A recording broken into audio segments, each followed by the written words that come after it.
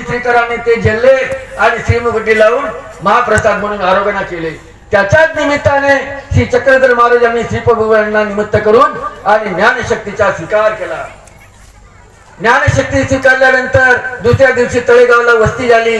तळेगावच्या वस्तीनंतर देवाने अवस्था स्वीकारली, परकड वैराग्य धारण केलं आणि त्या एकांक काळामध्ये 72 का 84 वर्षापर्यंत देवाने राज्य केलं आणि भांडारकर भासाने एकांकीच्या भक्तासारख्या जीवांना, भाग्यवान जीवांना उद्धरून नेलं आणि अनेक जीवांना तिन्ही रांगाचे दातृत्व केलं।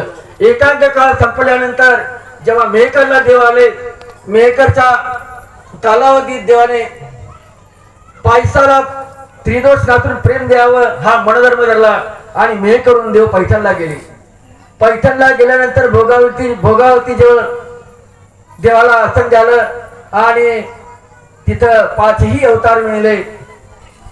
श्री दत्तात्रय देव आणि श्री बाबा मुख्य करून श्री चक्रधर महाराजांना कलियुगात ते आचार्यत्व दिलं आणि तुम्ही अयोग्य जीवांना योग्य करा आणि समळ जीवांना उद्धरा ही आज्ञा केली आणि श्री चक्रधर महाराजांनी तिथून जीवोद्धरणाचं व्यसन स्वीकारलं। भोगावतीच्या अमरघाटी चौर केला आणि जीवोद्धरणाचे व्यसन देवाने स्वीकारलं।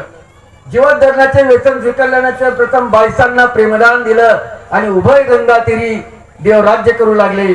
अनेक जीवांना चतुर्विध दान दातृत्व करू लागले आणि जेव्हा 8.25 वर्ष महाराष्ट्रात देवाने राज्य केलं।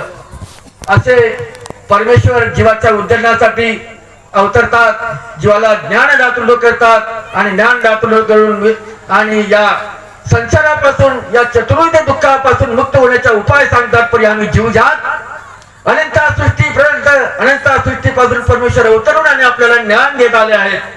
आपल्याला ज्ञान देऊन आणि या संसारापासून कसं सुटायचं, नित्यमुक्ती कशी असते आणि कशी मिळवून घ्यायची असते याची उपाय अनंत सृष्टीपासून आपल्याला परमेश्वर सांगत आले। पण ही जीवजात आतापर्यंत भटकत आली, याचे कारण काय? अनंत सृष्टीपासून परमेश्वर आपल्याला या मनुष्य वेचाची कुपरी स्वीकारून आणि ज्ञान दान करतात आणि कायमची